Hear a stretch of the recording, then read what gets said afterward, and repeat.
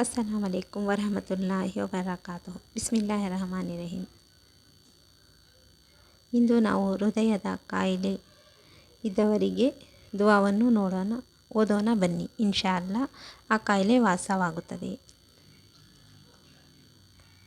ಪ್ರತಿ 5 ನಮಾಜಿನ ನಂತರ 5 ಬಾರಿ ನಮಾಜು ಮಾಡಿದ ನಂತರ 100 ಬಾರಿ ಅಥವಾ 200 ಬಾರಿ ಯಾ ರೆಹಮಾನು ಯಾ ರಹೀಮ್, ಹೃದಯದ ಕಾಯಿಲೆ ಇದ್ದವರಿಗೆ ಈ ದುವಾವನ್ನು ಓದಿದರೆ ಇನ್ಶಾ ಅಲ್ಲಾ ಆ ಕಾಯಿಲೆಯು ವಾಸವಾಗುತ್ತದೆ.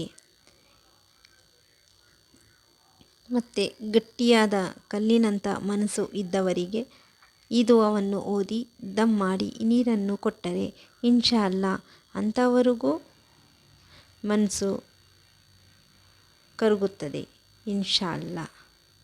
ಅಸ್ಸಲಾಮು ಅಲೈಕುಂ ವರಹಮತುಲ್ಲಾಹಿ ವಬರಕಾತುಹು.